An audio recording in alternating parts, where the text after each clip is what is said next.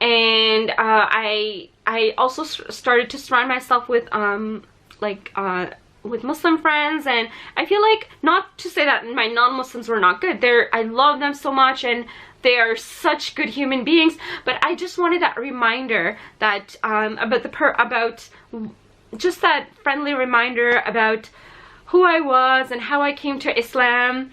So yeah, what else? So during that summer, I started praying 5 times a day, and I started reading the Quran with English translation. And I think that is also one thing that I guess Muslim, especially Pakistani families need to work on, is that reading the Quran with translation that you understand, whether it's in Urdu or whether it's in English. So growing up, I always read the Quran in Arabic, and I'm not Arab, so I don't understand Arabic, but my father was really nice to sometimes translate for me. But majority of the time was spent more on memorizing. Time was more spent on memorizing rather than understanding the Quran. And I think that is something that as Muslims we need to work on, understanding the Quran with its full meaning, because the Quran is so beautiful, and it's like a guidance to how you should live your life. So I started reading the Quran, and during Ramadan, one more thing. I remember I was like, oh my god, I committed all these sins. For example, like lying, backbiting, hurting other people, and all that kind of stuff. How will God forgive me? I felt like I'm such a bad person that God's not going to forgive me.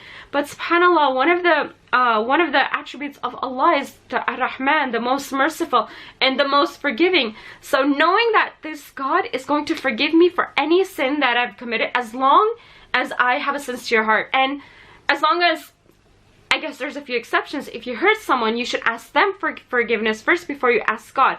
So I still remember I was praying and I cried in my sujood, and I basically said, Allah, forgive me for all the sins that I've committed. I want to be a better person. Help me and guide me to Islam. Guide me to be a better person. And subhanAllah, I still remember praying, and it felt like I was being washed by water. Like there was, I don't know how to describe it, but it was such a beautiful feeling. I felt so light after. I felt like this most merciful God has forgiven me, and it was just such a beautiful feeling, and I felt so much in peace. So yep, that was basically my kind of transition to studying about Islam and becoming a better Muslim. And during this time also, I had some doubts about Islam. I was like, what if there's another religion out there? What if Islam isn't the one? So I started studying about other religions, and I started studying about Christianity, Buddhism, Hinduism, because I was like, okay, there has to be a God, there must be a God, but what if like the other religion is better? I don't know, all these doubts, and I'm sure it was the shaitan, it wasn't coming from me. So I started studying about all these religions, and subhanAllah, none of the religions like touched my heart.